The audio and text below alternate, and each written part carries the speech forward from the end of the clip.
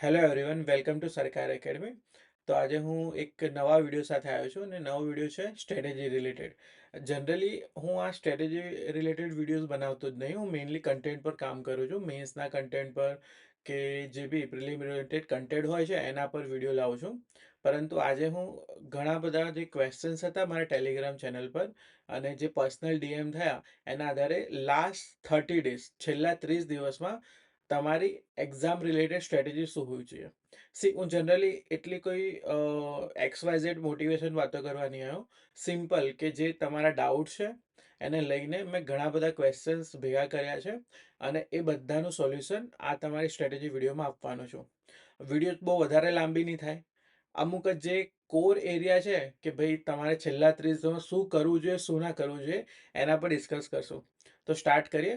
Basically કે જે આ વિડીયો છે એ મેઇનલી 7 પાર્ટમાં રહેશે. તો આપણું રોડમેપ જોઈએ, કયા કયા ક્વેશ્ચન્સ ના હું અહીંયા આન્સર આપવાનું ટ્રાય કરીશ. સી હું જસ્ટ આન્સર આપવાનું ટ્રાય કરીશ કેમ કે હું છેલ્લા 6-7 વર્ષથી ગુજરાતમાં સારી ઇન્સ્ટિટ્યૂટમાં એઝ અ ફેકલ્ટી વર્ક કરું છું. રાઈટ, એટલે મને સારો એવો એક્સપિરિયન્સ જીપીએસસીમાં છે, જેનો યુઝ કરીને હું તમારા જે ક્વેશ્ચન છે એનો આન્સર આપીશ. ચલો, તો પહેલું ક્વેશ્ચન છે, શું 30 દિવસ ઇનફ છે? એસટીઆઈ પાસ કરવામાં શું 30 દિવસ ઇનફ છે? આપણું ફોકસ એરિયા શું હોવું જોઈએ? છેલ્લા 30 દિવસમાં શું કરવું જોઈએ, શું ના કરવું જોઈએ? Third question. Fourth, current affair કેટલું ઇમ્પોર્ટન્ટ છે? કરંટ અફેરના સોર્સિસ શું હોય છે? કરંટ અફેરમાં શું કરવું? Fifth, maths and reasoning. શું મેથ્સ રિઝનિંગ અટેમ્પ્ટ કરવું જોઈએ કે ના કરવું જોઈએ? કે ખાલી ફક્ત રિઝનિંગ કરવાથી પાસ થઈ જવાય? શું મેથ્સ એન્ડ રિઝનિંગ સ્ટાર્ટિંગમાં કરવું જોઈએ કે એન્ડમાં કરવું જોઈએ? સિક્સ ક્વેશ્ચન છે કે એક્ઝામ પાસ કરવા માટે સેફ સ્કોર શું હોય છે? અને 7 છે કે ટોટલ અટેમ્પ કેટલા કરવા જોઈએ? ડન. તો આપણું જે આખો વિડીયો રહેશે એ આ મેઇનલી 7 ટોપિક પર રિવોલ્વ કરશે.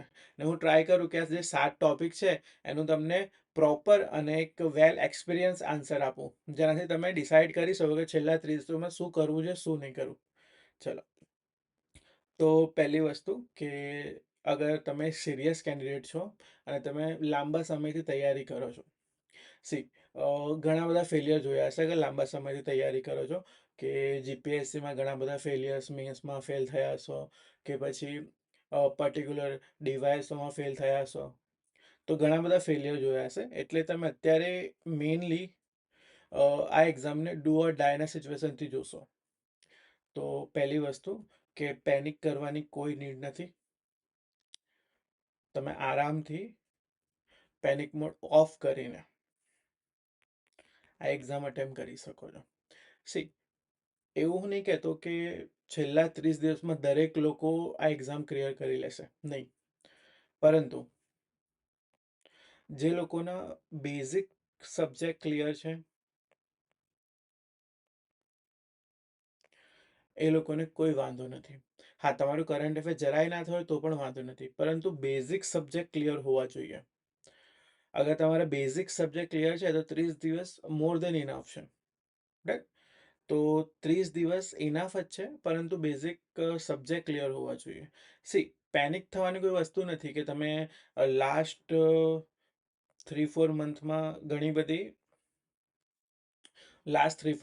ઘણી બધી અસફળતાઓનો સામનો કરીને આવ્યા છો, પરંતુ એટલું બધું પેનિક થવાની જરૂર નથી. 30 દિવસ ઇનફ છે અને બેઝિક સ્ટ્રોંગ છે સબ્જેક્ટ, તો વાંધો નહીં આવે. ચલો, એટલે આ તો મેઇનલી એક રફ ક્વેશ્ચન હતું કે 30 દિવસ ઇનફ છે કે નહીં. અગર બેઝિક સબ્જેક્ટ થયેલા છે તો ઇનફ છે, પરંતુ કયા કયા કોર્સ સબ્જેક્ટમાં આપણે ડિટેલમાં ડિસ્કસ કરીએ એ આગળ જોઈએ.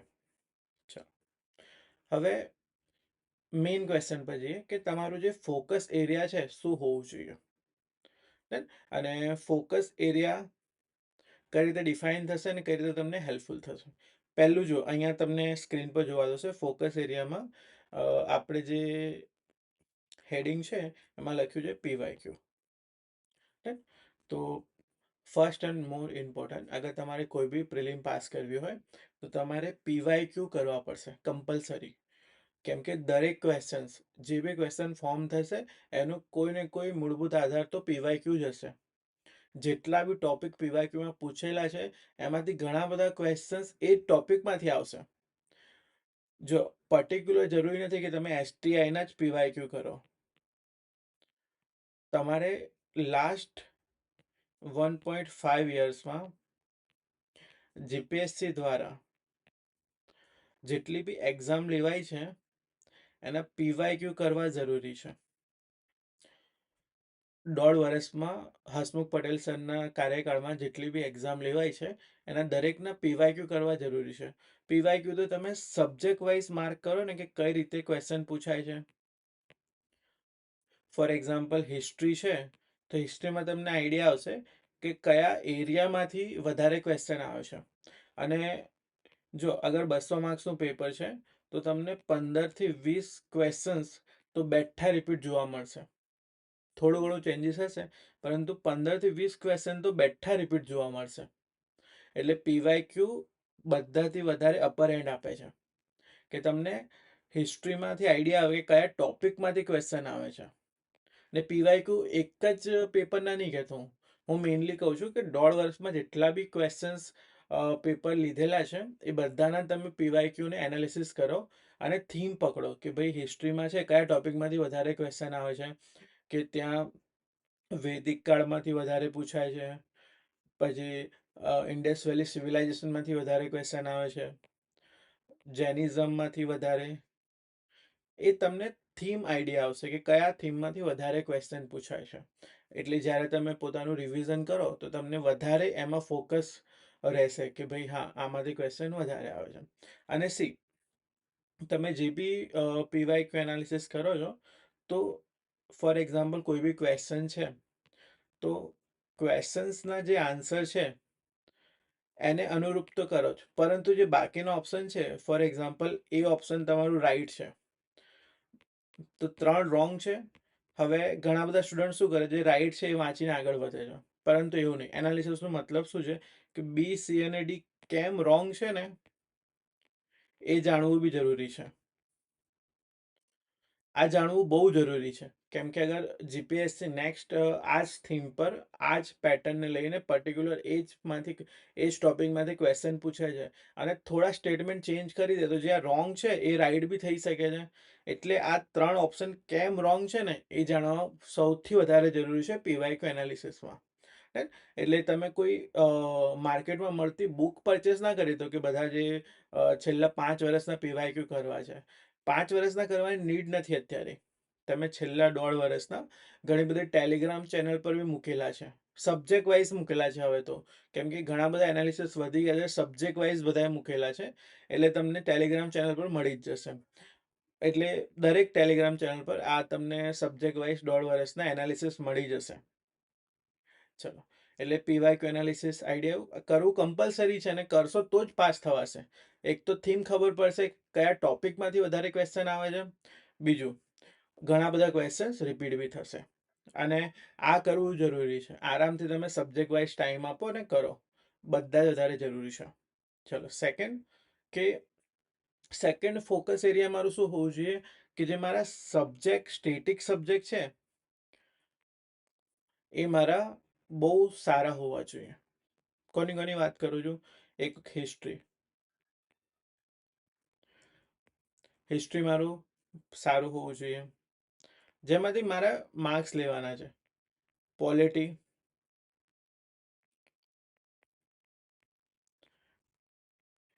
Economy and geography.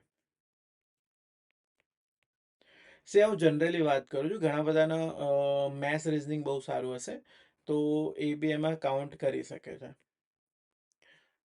તો જનરલી હું શું કહું છું કે તમારું હિસ્ટ્રી મતલબ જે કલ્ચર છે એમાં બી ઇન્ક્લુડ કરું છું.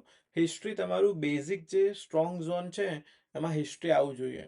તો જે તમારું સ્ટેટિક સબ્જેક્ટ છે ને હિસ્ટ્રી, એ પાવરફુલ હોવું જોઈએ. તમને બધી જે ઇન્સિડન્ટ થયા છે કે જે ઘટનાક્રમો થયા છે બધા યાદ હોવા જોઈએ સાલની સાથે. એટલે તમારું હિસ્ટ્રી થોડું પાવરફુલ હોવું જોઈએ. હિસ્ટ્રીમાં તમને ખબર છે કે એટલું કંઈ એનાલિટિકલ નથી, પરંતુ સ્ટેટિક સબ્જેક્ટ છે એટલે રટ્ટાફિકેશન વધારે જરૂરી છે. એટલે કાં તો એના તમારી જોડે શોર્ટ નોટ્સ હોવા જોઈએ અથવા તો પછી જે બુકમાંથી વાંચો છો ને એને તમે વધારે વાર રિવાઇઝ કરજો. મિનિમમ 3 વાર રિવિઝન તો જરૂરી છે જ. એટલે સ્ટેટિક સબ્જેક્ટ હોવાને કારણે રિવિઝન વધારે ડિમાન્ડેડ છે. એટલે હિસ્ટ્રી તમારું સ્ટ્રોંગ હોવું જોઈએ. પોલિટી સ્કોરિંગ સબ્જેક્ટ છે. જો ઘણા બધા જે સિનિયર સ્ટુડન્ટ છે એ પોલિટીમાં સારા એવા માર્ક્સ લાવશે.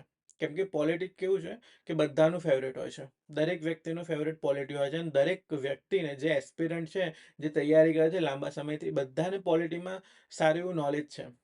એટલે આમાં તો સ્કોર તમારો આવું જ જોઈએ. નોર્મલી 25 ક્વેશ્ચન પૂછાતા હોય છે, તો 15+ માર્ક્સ હોવા જ જોઈએ. સારા એવા 15+ માર્ક્સ કહેવાય. ડન. ઇકોનોમી બી તમારું બેઝિક સબ્જેક્ટમાં આવશે. હા, કરંટ હોય છે, પરંતુ એની જે બેઝિક થીમ છે કે ભાઈ ફોર એક્ઝામ્પલ મોનેટરી પોલિસી છે, એમાંથી ફાઇનાન્શિયલ પોલિસી છે, એમાંથી ક્વેશ્ચન આવે છે. પછી તમારી બેન્કિંગ છે, એમાંથી ક્વેશ્ચન આવે છે. તો જે આ બધા ટોપિકમાંથી ક્વેશ્ચન આવી રહ્યા છે એ બધા સ્ટેટિક છે.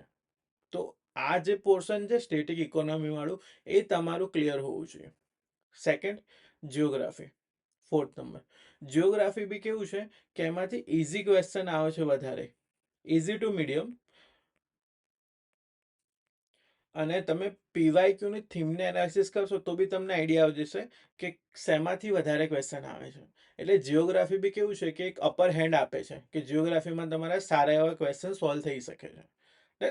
અને મેથ્સ રિઝનિંગમાં બી સપોઝ કરો કે તમારું બેકગ્રાઉન્ડ મેથ્સ રિઝનિંગનું નથી, મતલબ સાયન્સ બેકગ્રાઉન્ડ નથી, એન્જિનિયરિંગ બેકગ્રાઉન્ડ નથી, તો તમે આમાં રિઝનિંગ તો કરી જ શકો. કેમ કે રિઝનિંગ ઘણી બધી એક્ઝામમાં કામમાં બી આવે છે. એટલે જે આ 5 છે એ 5 તમારા સ્ટેટિક સારા હોવા જોઈએ. વિધાઉટ સ્ટેટિક તમે કરંટ અફેર પાછળ ભાગશો કે ભાઈ કરંટ અફેર જ પાસ કરાવશો, એ ખોટું છે. એટલે તમારા જે સ્ટેટિક સબ્જેક્ટ છે એ થોડા સારા કરતાં વધારે સારા હોવા જોઈએ. કે અગર સપોઝ બહુ ટફ પેપર બી આવ્યું ને તો સ્ટેટિકમાંથી માર્ક્સ તો આવવા જ જોઈએ. તમે જો અત્યારે ડીવાયએસઓનું પેપર ઘણું બધું ટફ હતું, તો પણ ઘણા બધાના માર્ક્સ સારા જ છે. એટલે અરાઉન્ડ 100 કટ ઓફ ગયું. એટલે માર્ક્સ તો લાવે જ છે. કઈ રીતે લાવે છે? સ્ટેટિકમાંથી. અનએક્સપેક્ટેડ ક્વેશ્ચન હશે, કરંટમાંથી હશે જ. તમે એ અનએક્સપેક્ટેડ 25 ક્વેશ્ચન પર ફોકસ નહીં કરો કે અગર 200માંથી 25 ક્વેશ્ચન કરંટમાંથી ના આવીને આઈઆરમાંથી આવે. આઈઆર બી કરંટનું જ પાર્ટ છે. આઈઆરમાંથી આવી ગયા તો ભાઈ બધા લોકો ક્વેશ્ચન કરવા લાગે કે કઈ રીતે ક્વેશ્ચન આવે છે, બહુ ટફ છે. પરંતુ કટ ઓફ તો ગયો જ, જે જવાનો તો એ. એટલે આ તમારા સ્ટેટિક સબ્જેક્ટ શું હશે કે ટફ પેપરમાં બી તમને સ્કોર હાઈ લઈને જશે. અગર તમે આને ઇગ્નોર કરીને ફક્ત કરંટ અફેર પાછળ ભાગો છો તો તમારી બધા વધારે મૂર્ખામી થશે. એટલે માર્ક્સ તો જો આમાંથી લાવવાના જ છે. એટલે ફર્સ્ટ પ્રાયોરિટી તમારે આ હોવી જોઈએ. જો થર્ડ ફોકસ એરિયા છે પ્રેક્ટિસ. अब એવું બી નહીં કહેતો કે ભાઈ માર્કેટમાં જેટલી બી ટેસ્ટ સિરીઝ અવેલેબલ છે બધી ટેસ્ટ સિરીઝ લો અને ટેસ્ટ આપવા લાગો, નહીં. જો લાસ્ટ 30 ડેઝ છે તો આમાં તમે શું કરી શકો છો? મેઇનલી અગર તમારું બધા સબ્જેક્ટ થઈ ગયા છે તો ટેસ્ટ સિરીઝ તમે આપો એ સારું છે, પ્રેક્ટિસ કરો એટલે સારું છે. પરંતુ મને ખબર છે કે બધા જ લાસ્ટ મિનિટ રિવિઝનવાળા જ છે. કોઈનું બી બધું તો પત્યું જ નહીં હોય. હવે સિમ્પલ છે કે પ્રેક્ટિસ કયા કોઈ બી માર્કેટમાં, હું એમ નહીં કહેતો કે ભાઈ પર્ટિક્યુલર એકેડમીની તમે લો. માર્કેટમાં કોઈ બી સારી ટેસ્ટ સિરીઝ જુઓ. અત્યારના લેવલ પ્રમાણે પીવાયક્યુ સોલ્વ કર્યા છે, તમને ખબર હશે કે ભાઈ લેવલ કયું છે. તો અત્યારના લેવલ પ્રમાણે જે તમને ક્વેશ્ચન આપે છે, અને with detail answer, detail answer હોવા જરૂરી છે. ખાલી ક્વેશ્ચન અને આન્સર જોવું જીપીએસસી માટે ઇનફ નથી. એટલે તમે પ્રેક્ટિસ પેપર મેઇનલી કયા આપો? ફૂલ લેન્થ ટેસ્ટ. આ બી કેમ કહું છું આપવાની? 200 ક્વેશ્ચન્સ વાળી. આનાથી શું થશે કે તમે આ પ્રેક્ટિસ કરો ને તમને પહેલાં તો સ્પીડ આવશે કે ભાઈ 2 કલાકમાં 200 ક્વેશ્ચન પૂરા થાય છે કે નહીં. અને તમને ઘણું બધું આઈડિયા આવી જશે કે ભાઈ 200 ક્વેશ્ચન પૂરા કરવા છે તો જે નોર્મલ સ્પીડ છે એના કરતાં તમારે થોડી હાઈ સ્પીડમાં જવું પડશે. કેમ કે 200 જે બબલ્સ છે એ બી ફિલ કરવાના છે. તો એ બી એક હેક્ટિવ છે. અગર તમે ફર્સ્ટ ટાઈમ આપી રહ્યા છો તો આ બી એક હેક્ટિક પોઈન્ટ છે કે 200 બબલ ફિલ કરવાના છે 2 કલાકમાં જ. એટલે ક્વેશ્ચન બી સોલ્વ કરો, અને ક્વેશ્ચન બી કેવા આવે છે? મલ્ટિપલ ચોઇસ ટાઈપ ક્વેશ્ચન આવે છે. એટલે આ મોટું હડલ છે. એટલે તમે મિનિમમ 4 થી 5 ફૂલ લેન્થ ટેસ્ટ આપશો ને એક પર્ટિક્યુલર એન્વાયરમેન્ટમાં બેસીને.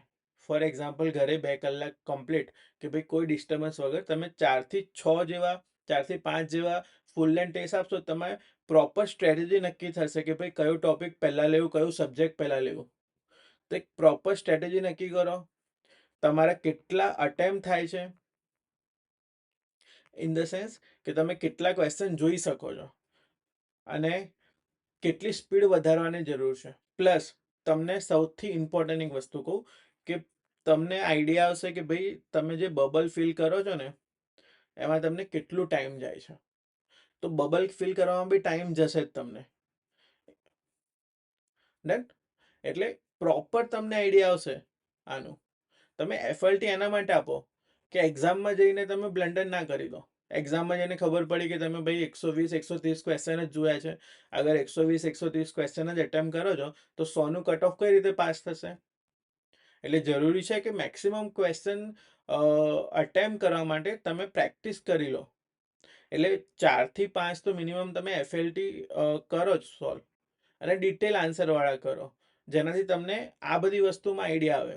તો આ તમારું પ્લસ પોઈન્ટ રહેશે અને કરવા જરૂરી જ છે. તમે નોર્મલી અગર ફર્સ્ટ ટાઈમ છે, સેકન્ડ ટાઈમ છે તો કરીને જાઓ. અધરવાઇઝ સી, આ એક્ઝામ સારી છે, વેકેન્સી સારી છે, રિગ્રેટ ના થવું જોઈએ. એવું ના થવું જોઈએ કે હા ચલો બીજી એક્ઝામો આવે જ છે એટલે આ એક્ઝામ એમને આપી દઈએ.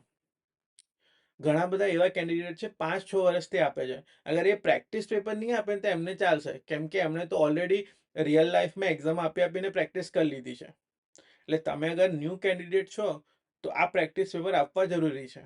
જે લોકો 4-5 વર્ષથી તૈયારી કરે છે એમને તો વાંધો નથી, એ પ્રેક્ટિસ પેપર નહીં આપે ને એમની સજેશન લઈને તમે પોતાની સ્ટ્રેન્થને અને વીકનેસને ના તૈયાર કરો. ડન. એટલે આ કમ્પલસરી છે કે તમારો ફર્સ્ટ સેકન્ડ એટેમ્પ છે તો આ કમ્પલસરી છે. કાં તો તમે ફર્સ્ટ સેકન્ડ એટેમ્પમાં ક્લિયર કરીને ઓફિસર તરફ આગળ વધો, અથવા તો ભાઈ 4-5 વર્ષ એ લાઈનમાં જ ઊભા રહો. ચોઈસ તમારી જ છે. ડન. ચલો, તો આઈ હોપ તમને આઈડિયા આવી ગયો હશે હું શું કહેવા માંગુ છું. નેક્સ્ટ, શું કરવું જોઈએ, શું ના કરવું જોઈએ. વધારે ઇન્ટરેસ્ટ છે શું ના કરવું જોઈએ, એટલે આપણે એના તરફ આગળ વધીએ. કે સી, ઘણા બધા સ્ટુડન્ટ જે પોતાનું કિંમતી ટાઈમ છે લાસ્ટ 30 ડેઝ એ કઈ રીતે વેસ્ટ કરશે? કરંટ અફેરના સોર્સો શોધવામાં કરશે જ કે ભાઈ ક્યાંથી કરંટ અફેર કરું, શું નહીં કરું. પરંતુ સી, કરંટ અફેર એકલું જ ડિસાઇડર ફેક્ટર નથી કે ભાઈ કરંટ અફેરમાં તમે સારા માર્ક્સ લાવો તો જ પાસ થશો. કરંટ અફેર કરવું જરૂરી છે, પરંતુ એ જ કરવું જરૂરી નથી એવું નથી. સી, હવે કરંટ અફેરમાં તમારે શું ના કરવું જોઈએ?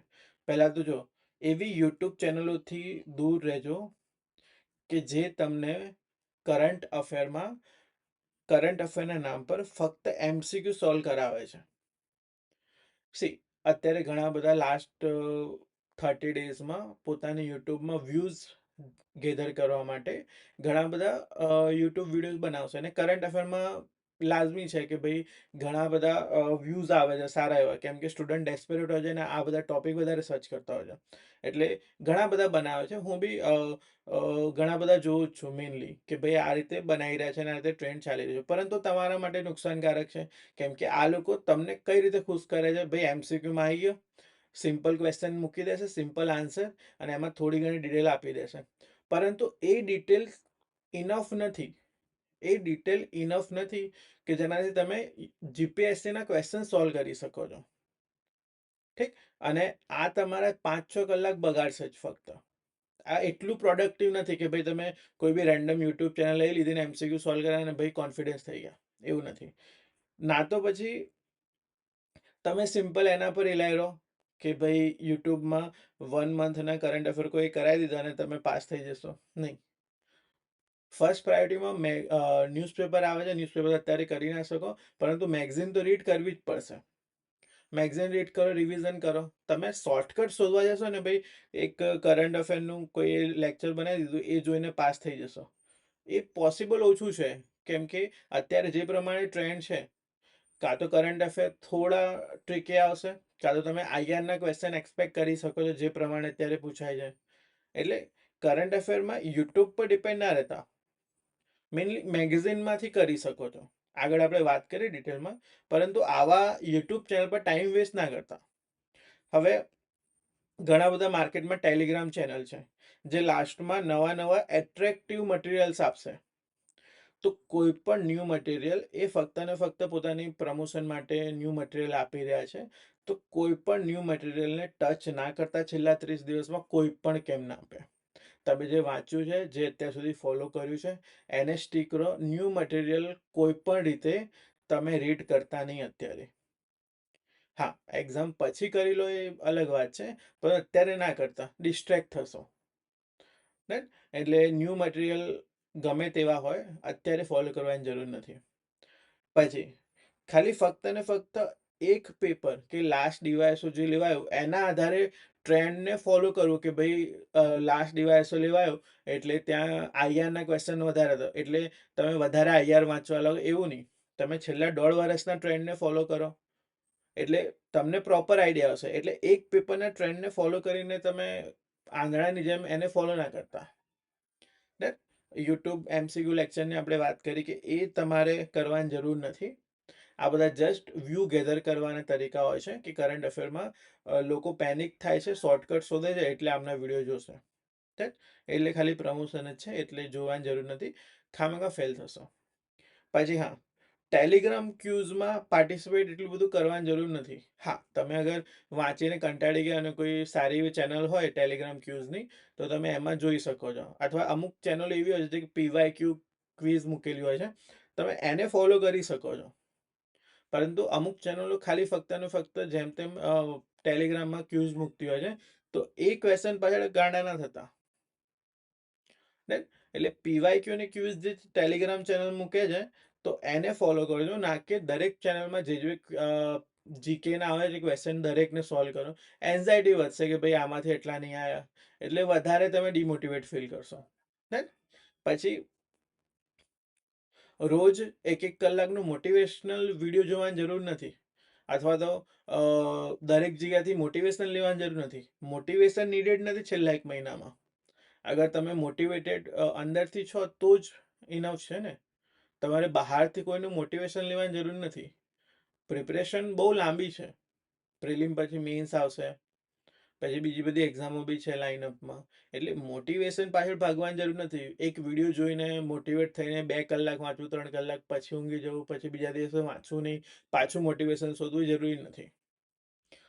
પછી પહેલાથી જ કોઈ કીધું હોય કે સિનિયરે કીધું હોય કે કોઈ તમારા મેન્ટરે કીધું હોય કે ભાઈ આટલા ટીક કરવા જ પડશે ને, એવું નક્કી ના કરતા કે ભાઈ 200માંથી 180+ કરવા જ પડશે. છેલ્લે તમારા માઇન્ડને એન્ઝાયટી આપશે. તમે જો, હું લાસ્ટમાં ડિસ્કસ કરીશ કેટલા ટીક કરવા જોઈએ, શું કરવું જોઈએ, ને રેન્જ કહીશ કે આ રેન્જમાં હોવું જોઈએ. એવું ના થાય કે 180+ જ ટીક કરવા છે એવું માઇન્ડમાં લઈને ચાલો. એ ખોટી જે કહેવાય છે ને, ખોટી માનસિકતા છે કે ભાઈ 180+ કરવા તો જ પાસ થવાશે, એવું નથી. એટલે પહેલાથી જ કેટલા ટીક કરવા ને એ નક્કી કરીને નહીં આવવાનું. આમાં તમે હળબડીમાં ઘણા બધા રોંગ બી કરી દેશો, અને લાસ્ટમાં અગર સપોઝ કરો કે એટલા બધા ટીક નહીં થાય તો એન્ઝાયટીમાં જે લાસ્ટના 15-20 મિનિટ છે એમાં બી ઘણા બધા ખોટા કરી દેશો. એટલે આ બી થોડી માનસિકતા માઇન્ડમાં થોડું ઉતારજો. શું કરવું જોઈએ? જો તમને વધારે ઇન્ટરેસ્ટ શું ના કરવું જોઈએ, પરંતુ આ 7 પોઈન્ટ સિવાય બી શું કરવું જોઈએ. જો, પહેલું સૌથી ઇમ્પોર્ટન્ટ કે જે વાંચ્યું છે એના પર ભરોસો રાખો, મટીરિયલ ચેન્જ નહીં કરતા, અને મિનિમમ 3 ટાઈમ્સ રિવિઝન હોવું જોઈએ. સી, એવું નહીં કહેતો કે 3 ટાઈમ રિવિઝન ના તો પાસ નહીં થાવ, પરંતુ મિનિમમ ટ્રાય કરો, શેડ્યુલ એ રીતે સેટ કરો કે 3 વાર તો તમે રિવિઝન કરી જ લો.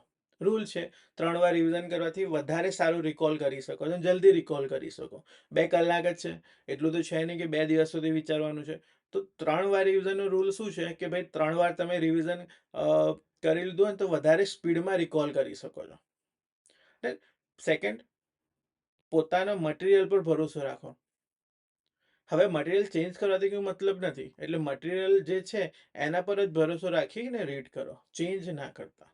પછી ઘણીવાર સ્ટુડન્ટ શું કરે છે, પોતાના જે સ્ટ્રોંગ સબ્જેક્ટ હોય છે ને અને છેલ્લા 30 દિવસમાં રિવાઇઝ જ નહીં કરતા. એ એવું માનીને બેસે છે કે હા તો મને આવડે જ છે એટલે આમાંથી માર્ક્સ ક્યાં જશે, પરંતુ એવું નહીં હોતું. રિવિઝન દરેક સબ્જેક્ટ માંગે છે. હા, અગર તમે વીક સબ્જેક્ટને થોડું વધારે ટાઈમ આપો એ જસ્ટિફાય છે, પરંતુ તમારો જે સ્ટ્રોંગ સબ્જેક્ટ છે એને નેગ્લેક્ટ કરો એ જસ્ટિફાય નથી. તમે અંડર એસ્ટિમેટ ના કરો સ્ટ્રોંગ સબ્જેક્ટને. સ્ટ્રોંગ સબ્જેક્ટ બી રીડ કરવું જરૂરી જ છે. એટલે તમારું જે પણ સ્ટ્રોંગ સબ્જેક્ટ હોય અને તમે રીડ કરો, અંડર એસ્ટિમેટ ના કરો કે ભાઈ આ માર્ક્સ જ અપાવશે. એને તમે ઇક્વલ ટાઈમ આપો. ઇક્વલ ના હોય તો ભાઈ જેટલું જસ્ટિફાય કરી શકો એટલું ટાઈમ તો આપો. અગર તમારા વીક સબ્જેક્ટને 2 કલાક આપો છો તો આમને 1 અવર બી ઇનફ છે.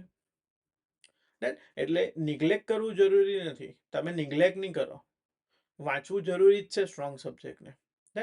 પછી ફોર્થ, અગર તમે 3-4 વર્ષે તૈયારી કરો છો તો તમારા આજુબાજુ બહુ વધારે નેગેટિવિટી આવી જશે. રિલેટિવ્સમાં જોવા મળશે, ઘણા બધા ફ્રેન્ડ્સમાંય નેગેટિવિટી જોવા મળશે. ઘણા બધા કહે કે ભાઈ જીપીએસસી આ છે પેલું છે, તો તમને ડિમોટિવેટ થશો જ કે ભાઈ હા એમાં રિઝલ્ટ જલ્દી નહીં આવતું, તો ઘણા બધા નેગેટિવિટી ફેલાવાળા હશે જ. એટલે ને બીજી એક્ઝામોમાં કહેશે કે ભાઈ આ છોડીને આ ફોકસ કર. એટલે આટલા લાંબા સમયથી તમે તૈયારી કરો છો તો આવા નેગેટિવ લોકોથી અત્યારે તો દૂર રહેજો.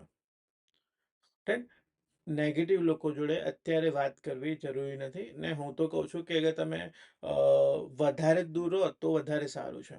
કે નેગેટિવ લોકોને જ્યાં સુધી એસ્પિરન્ટની જર્ની ચાલે ને ત્યાં સુધી અલગ જ રાખો.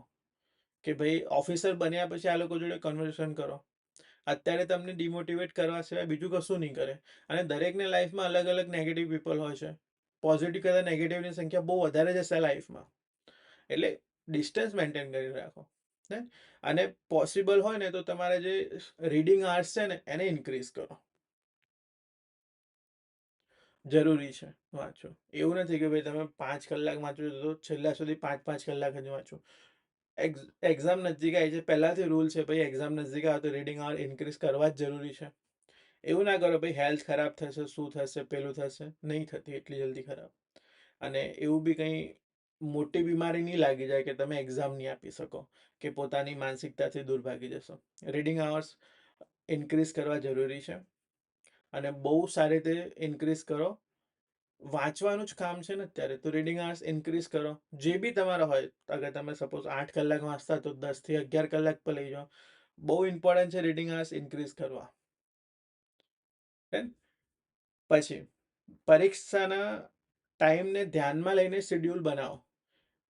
એવું ના થાય કે પરીક્ષાનું ટાઈમ જે છે 11 થી 1 એ ટાઈમે તમે વાંચતા જ ના હોય કે બીજું કોઈ એવી એક્ટિવિટી કરતા હોય કે જેમાં તમને પ્રોડક્ટિવિટી ના જોવાતી હોય. ફોર એક્ઝામ્પલ, આખી રાત વાંચતા હોય ને સવારે ઊંઘતા હોય, તો આ ટાઈમ પર તમારી બોડીને એક્ટિવ રાખવાનું ટ્રાય કરો. એવું નહીં કહેતો કે ભાઈ રાત્રે વાંચવાનું છોડી જ દો, પરંતુ થોડું અગર આખી રાત વાંચતા હોય તો 3 વાગ્યા સુધી વાંચો અને પછી સવારે ઉઠીને વાંચવાનું કરો. એટલે પર્ટિક્યુલર જે એક્ઝામનો ટાઈમ છે 11 થી 1, આ ટાઈમે તમારી બોડીને એક્ટિવ રાખવાનું ટ્રાય કરો.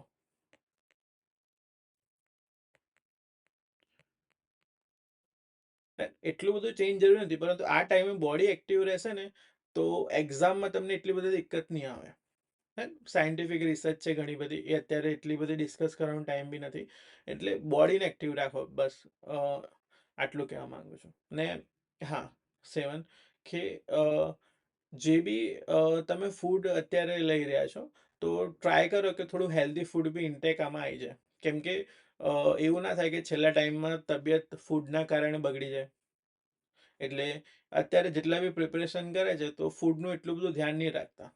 એટલે ટ્રાય કરો કે છેલ્લા દિવસોમાં ફૂડ થોડું હેલ્ધી હોય. ઠીક, ચલો. તો એવું નથી કે ભાઈ પ્રોટીન બાર લઈને ખાવા કેવું, એવું કંઈ નહીં કહેતો. સિમ્પલ કે ભાઈ જે ફૂડ તમે ઇન્ટેક લો છો એ થોડું હેલ્ધી હોવું જોઈએ. તો આ ડૂઝ એન્ડ ડોન્ટ, આ જે બી હું કહી રહ્યો છું પોતાના એક્સપિરિયન્સથી કહી રહ્યો છું. આટલા વર્ષોથી ભણાઈ રહ્યા છે અને આટલા વર્ષોથી આ ફિલ્ડમાં છે, એટલે હું પોતાના એક્સપિરિયન્સથી તમને કહી રહ્યું કે આ વસ્તુ કરવી જોઈએ, આ વસ્તુ ના કરવી જોઈએ. એટલે તમારા જીપીએસસીની એક્ઝામની પ્રિપરેશન કરો એટલે તમારા માઇન્ડમાં એટલું તો ક્લિયરિટી હશે કે જે કહું છું એ બધું લોજિકલ છે. આમાં હું કોઈ બી એવી વસ્તુ નહીં કહેતો કે જેનાથી લોકો ખુશ થશે કે ના ખુશ થશે. આ બધું લોજિકલ છે અને વેલ સાયન્ટિફિક પ્રૂવન છે બધું. ચલો, fourth, current affair. C, next આપણે જઈએ કરંટ અફેર પર. તો કરંટ અફેરમાં એક વસ્તુ ધ્યાન રાખો કે ફર્સ્ટ પ્રાયોરિટી મારી કરંટ અફેર મેગઝીન રીડિંગ ગજ હોવું જોઈએ. મેગઝીન જો, હું એ વાતમાં જરાય બી સંકોચ થતો નથી કે કઈ વાંચવું જોઈએ. સૌથી બેસ્ટ અત્યારે ગુજરાતમાં યુવા ઉપનિષદની છે. ઘણા બધા એસ્પિરન્ટ આને જ ફોલો કરે છે. કરંટ અફેર કેટલા મહિનાના ફોલો કરવા જોઈએ? 3 થી 4 મહિનાના. આમાંથી જ ક્વેશ્ચન આવે છે. કરંટ અફેરમાં એવું તો નથી કે 25માંથી 25 લાવવા છે અને છેલ્લે આટલું વાંચીને લઈ આવશો, એવું નહીં. તમે ટાર્ગેટ રાખો કે 15ની આસપાસ હોવા જોઈએ. અગર તમે લાસ્ટમાં ખાલી મેગઝીન પર તમે કરંટ અફેરની તૈયારી કરો છો તો 15+ હોવા જોઈએ. એવું નહીં રાખો કે 25માંથી 25 આવશે મારા. હે, તો યુવા સૌથી સારું સોર્સ છે અને છેલ્લા 3-4 મહિનાના કરંટ અફેર કરશો તો મોર દેન ઇનફ છે. ને યુવાની સાથે સાથે અગર તમારે એવું છે કે ભાઈ સ્ટેટિક સબ્જેક્ટ બહુ સારા છે ને અને સ્ટેટિક સબ્જેક્ટને વધારે સારા કરવા છે, એમને ટાઈમ વધારે આપવું છે, તો યુવાની સાથે સાથે યુવા ના કરવી હોય તો બીજો ઓપ્શન છે આઈસી રાજકોટ. બંનેમાં ફરક શું છે કે આમાં કન્ટેન્ટ વધારે છે, પેજીસ વધારે છે, આ ડિજિટલ હોય છે. ને અગર તમે અમુક એવા એરિયામાં રહો છો જ્યાં હાર્ડ કોપી અવેલેબલ નથી યુવાની, તો તમે ઓનલાઈન આઈસી રાજકોટ બી વાંચી શકો. આ બી સારો સોર્સ છે. આઈસી રાજકોટ એકલી વાંચશો તમે આમાંથી 10થી 15 માર્ક્સ વચ્ચે લઈ શકો છો. છેલ્લા 3-4 મહિના જ કહું છું. હું એટલું બધું નહીં કહેતો કે ભાઈ 6 મહિનાના 7 મહિનાના, છેલ્લા 3-4 મહિનાના 10થી 15 માર્ક્સ વચ્ચે આવી જ જશે. કરંટ અફેર પૂછાયું તો આમાંથી 10થી 15 આવી જશે. હા, અગર કરંટ અફેર પૂછાયું ના તો એ હું ગેરંટી નહીં. તો ડીવાયએસઓમાં થયું તો આઈઆરના વધારે ક્વેશ્ચન આવી ગયેલા ને. અને બીજું, કરંટ અફેરમાં આઈઆરના ક્વેશ્ચન કરવા હોય તો પર્ટિક્યુલર જે આઈઆરને રિલેટેડ સંસ્થાઓ છે, તમે યુટ્યુબ પર લખશો કે ભાઈ જેટલી બી આઈઆર રિલેટેડ સંસ્થાઓ છે એની ડિટેલ આવી જશે. ઘણા બધા યુપીએસસીના વિડીયો હશે, 5-6 કલાકનું મેગા લેક્ચર હશે. જેટલી બી સંસ્થાઓ છે, એનએસજી વિશે વાંચી લો, યુનાઇટેડ સિક્યોરિટી કાઉન્સિલ, બીમસ્ટેક, પછી જે બી ન્યૂઝમાં છે. આઈઆરનું પોર્શન હોય છે જ અલગથી, તો આઈઆરના પોર્શન પર વધારે ફોકસ કરી લેજો અગર કરવું જ હોય તો. કાં તો એક મેગા લેક્ચર જોઈ લો આઈઆરની સંસ્થાઓ વિશે, અથવા તો કરંટ અફેરમાં આવી જ જશે, કવર થઈ જશે. તેના વિશે થોડું ગૂગલ કરીને તમે કરી શકો છો ને. એટલે ગૂગલમાં બી તમને સારી એવી ઇન્ફોર્મેશન મળી જશે આઈઆર વિશે. જે કરંટમાં ટોપિક છે, ફોર એક્ઝામ્પલ બીમસ્ટેક છે તેના વિશે, એસસીઓ છે એના વિશે જોઈ લો. ઠીક, બ્રિક્સ ન્યૂઝમાં છે એના વિશે જોઈ લો, G20 વિશે જોઈ લો, તમને મળી જશે. તો એનું કંઈ એટલું ટેન્શન લેવાની જરૂર નથી. બેમાંથી એક ઓપ્શન. અગર તમારે કરંટ અફેર સારી રીતે વાંચવું છે, 15થી 20 વચ્ચે માર્ક્સ લાવવા છે, તો યુવા પ્રિફર કરો. હાર્ડ કોપીમાં અગર તમે ગાંધીનગર રહો છો તો હાર્ડ કોપી અવેલેબલ છે. અગર એવા એરિયામાં રહો છો જ્યાં હાર્ડ કોપી અવેલેબલ નથી, તો આઈસી રાજકોટ બેસ્ટ સોર્સ છે. મેગેઝિન રીડિંગ કરી શકો છો. હવે આ તમારી ફર્સ્ટ પ્રાયોરિટી હોવી જોઈએ. સેકન્ડ પ્રાયોરિટી ક્યારે કહું છું કે તમે 30 દિવસમાં મેગઝીન વાંચતા જ નથી ને છેલ્લા 1-2 દિવસ બચે છે. સેકન્ડ પ્રાયોરિટી, અગર લાસ્ટ 1-2 ડેઝ સુધી તમે કરંટ અફેર જરાય વાંચ્યું જ નથી, તો તમે શું કરી શકો છો? છેલ્લે યુટ્યુબ પર એવા ફેકલ્ટીના લેક્ચર જુઓ કે જે ટોપિક વાઇઝ ભણાવતા હોય છે. ટોપિક વાઇઝ એટલે ભાઈ કોઈ પર્ટિક્યુલર ન્યૂઝમાં વસ્તુ લઈ લીધી એના વિશે ડિટેલમાં ભણાવે, ના કે ખાલી એમસીક્યુ સોલ્વ કરાવે. તો એવા મેગા લેક્ચર બી અવેલેબલ હોય છે જે તમને ટોપિક વાઇઝ ભણાવે છે. તો એને ફોલો કરીને તમે છેલ્લા 1-2 દિવસમાં નહીં કર્યું તો જોઈ લો, એમાં બી તમને સારા એવા 6થી 10 માર્ક્સ વચ્ચે માર્ક્સ ક્લિયર કરી શકો છો. એવું કે ભાઈ એ બી કન્ટેન્ટ તો હશે જ છેલ્લે, એ બી સારા એવા કલાકોના લેક્ચર હશે, 10 કલાક જેવા. તો કાં તો આઈસી વાંચી લો, કાં તો આ કરી લો ને. તો આ સેકન્ડ ઓપ્શન, તમારી સેકન્ડ પ્રાયોરિટી હોવી જોઈએ. થર્ડ પ્રાયોરિટીમાં જો, ઘણા બધા ટ્રેન્ડ એવા છે કે જીપીએસસી પહેલાં ડાયરેક્ટ ક્વેશ્ચન, એક વેબસાઇટ છે ઇન્ડિયા બિક્સમાંથી, ડાયરેક્ટ ક્વેશ્ચન પૂછતી હતી જીપીએસસીને, પૂછ્યા બી છે, ઘણા બધા બેઠા પૂછ્યા છે. એટલે થર્ડ ઓપ્શન, કશું ના કરવું હોય તો ઇન્ડિયા વિક્સના જે વેબસાઇટ પર જો અને ડેલી 10 ક્વેશ્ચન હોય છે, એટલે છેલ્લા 2 થી 3 મહિનાના એ ક્વેશ્ચન સોલ્વ કરી લો થર્ડ પ્રાયોરિટીમાં, અગર કશું ના કરવું હોય તો આ 3 વે છે. ફર્સ્ટ પ્રાયોરિટી કીધી, સેકન્ડ ને થર્ડ. તો કરંટ અફેરમાં તમે આ રીતે કરી શકો અને માર્ક્સ બી કીધા કે ભાઈ આ રીતે આટલા થઈ શકે. હું છેલ્લા 5 વર્ષના અને જે બી એક્ઝામ જીપીએસસીની એના ટ્રેન્ડને એનાલિસિસ કરીને કહું છું કે આટલા માર્ક્સ તમે લઈ શકો છો. ઘણા બધા સિલેક્ટેડ સ્ટુડન્ટ બી છે, ઘણા બધા સિલેક્ટેડ ફ્રેન્ડ બી છે, અને બધાનું આ રીતે જ પોઈન્ટ ઓફ વ્યૂ હોય છે. તો આ તમે ફોલો કરી શકો છો. ચલો, મેથ્સ રીઝનિંગ તો સી અગર તમારું મેથ્સ રીઝનિંગ એટલું સ્ટ્રોંગ નથી, શું કહું છું ધ્યાનથી સાંભળજો, મેથ્સ રીઝનિંગ એટલું સ્ટ્રોંગ નથી, તો પણ રીઝનિંગના અમુક ફેવરેબલ ટોપિક હોય છે કે જે તમે કરી શકો, ઇઝી આવે છે.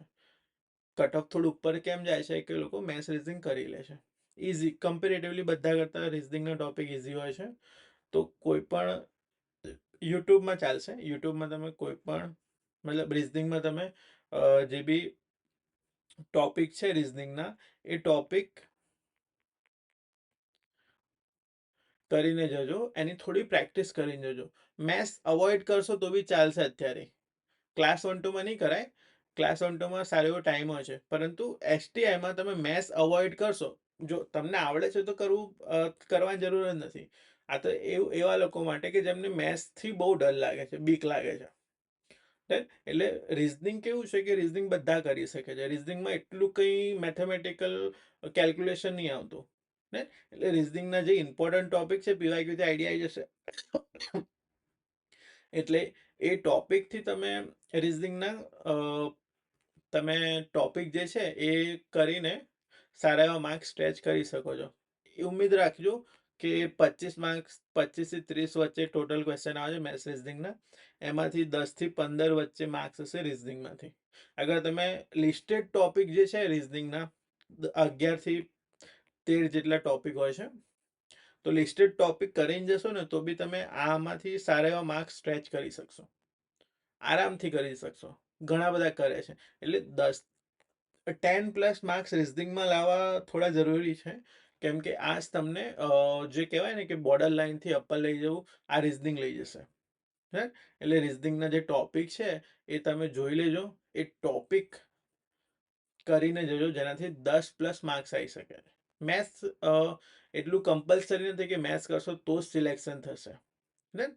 હવે સેકન્ડ કોમન ક્વેશ્ચન હોય છે કે મેથ્સ રીઝનિંગ સ્ટાર્ટિંગમાં કરવું, એન્ડમાં કરવું. સી ડિપેન્ડ કરે છે તમારી સ્ટ્રેટેજી કઈ રીતે બને છે. અગર મેથ્સ, હું પર્ટિક્યુલર મારી વાત કરું, મેથ્સ મારું સ્ટ્રોંગ છે, રીઝનિંગ મારું સ્ટ્રોંગ છે, તો હું સ્ટાર્ટિંગમાં કરી લઈશ, કેમ કે બહુ ઓછા ટાઈમમાં કરી શકું છું. અગર તમારી સ્પીડ નથી તો સ્ટાર્ટિંગમાં ના કરતા. ફરી વોર્ન કરું છું, અગર તમારી મેથ્સ રીઝનિંગમાં સારી સ્પીડ નથી તો સ્ટાર્ટિંગમાં ના કરતા. કેમ? અગર તમે સારી સ્પીડ નથી, સ્ટાર્ટિંગમાં એકદમ લેઝી હશો, એટલું પ્રેશર હશે નહીં, તમે ખાલી 10 ક્વેશ્ચન કરવામાં 30 મિનિટથી વધારાનો ટાઈમ લઈ લેશો અને બાકીનો પેપર જ પૂરું નહીં થાય. એટલે સ્પીડ સારી નથી મેથ્સ રીઝનિંગ સોલ્વ કરવાની, તો સ્ટાર્ટિંગમાં ના કરતા. એન્ડમાં અગર ટાઈમ બચે છે તો જ રીઝનિંગ કરજો.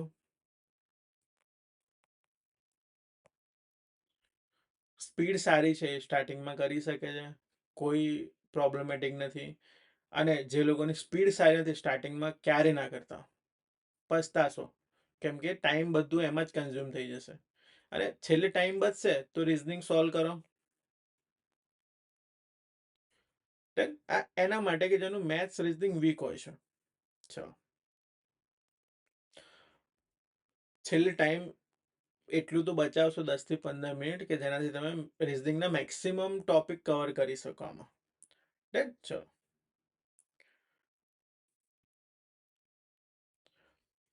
હવે સેફ સ્કોર શું હોય છે? સી, ભલે આમાં જગ્યાઓ 300+ છે, પરંતુ હું તમને એક વસ્તુ કહું કે 100+ સ્કોર જ સેફ સ્કોરમાં કાઉન્ટ થશે.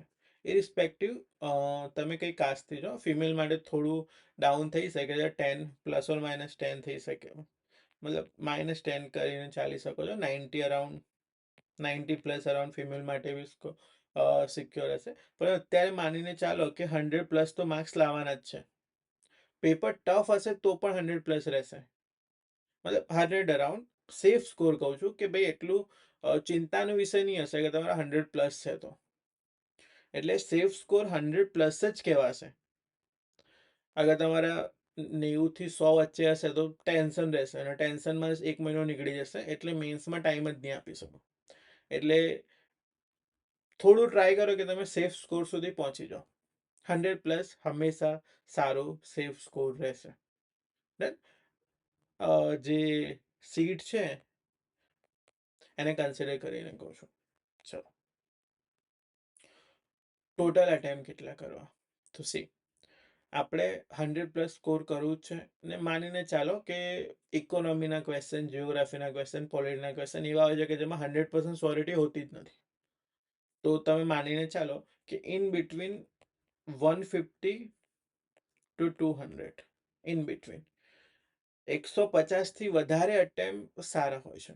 અગર તમે 120, 130 કરી શક્યા, ભલે તમારી એક્યુરેસી કેટલી બી કેમ ના હોય, કેમ કે જીપીએસસી શું કરે છે, ઘણા બધા ક્વેશ્ચન કેન્સલ બી કરી દે છે. તો એવું માનીને ચાલો કે જીપીએસસી 5 થી 10 ક્વેશ્ચન કેન્સલ કરશે જ. તો એક્યુરેસી હાઈ હોવાથી શું થશે કે તમે 120 જેવા ક્વેશ્ચન કર્યા, એક્યુરેસી બહુ હાઈ છે, તો પણ જીપીએસસીને કેન્સલ કરવાથી તમે બોર્ડર લાઈન પર આવી જશો. એટલે એવું માનીને ચાલો એક્યુરેસી સારી બી છે ને, તો 150+ તો તમારે અટેમ્પ કરવા પડશે. એવું નહીં કહેતો કે ભાઈ એટલું એક્સ્ટ્રા ટાર્ગેટ લો તમે. જે સ્ટાર્ટિંગમાં કીધું કે ભાઈ 180નું પ્રેશર ના લો, પરંતુ 150નું પ્રેશર તો તમારે રાખવું જ પડશે માઇન્ડમાં.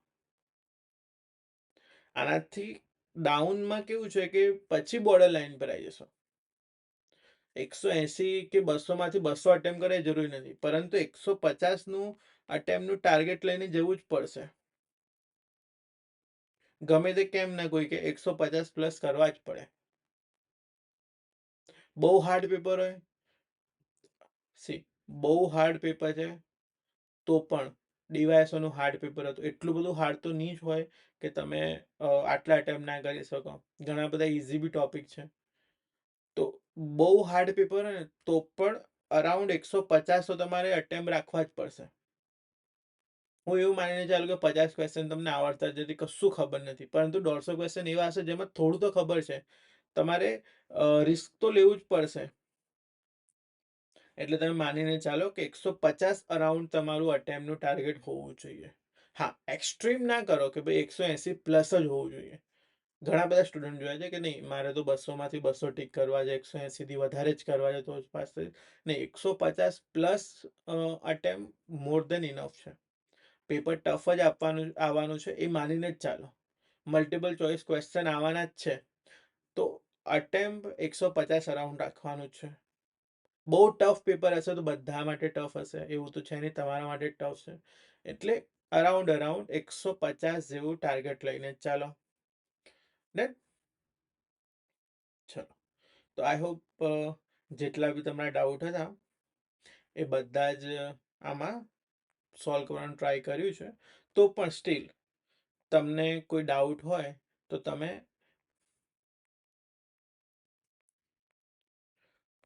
સરકાર એકેડમીની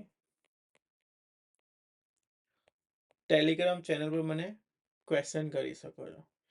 ટેલિગ્રામ ચેનલ પર ક્વેશ્ચન કરવા માટે તમે ત્યાં ઓપ્શન હોય છે ક્વેશ્ચન્સનું, તમે ચેનલ પર વિઝિટ કરશો. ચેનલ છે સરકાર_academy_official. ત્યાં મને એડમિનને મેસેજ કરવાનું ઓપ્શન છે જ. તમે એડમિનમાં મેસેજ કરજો એટલે તમને આન્સર મળી જશે. ડન? એટલે ટેલિગ્રામ પર તમે મેસેજ કરીને બી અગર સ્ટીલ ડાઉટ છે તો તમે ત્યાં પૂછી શકો છો. Done? Thank you very much.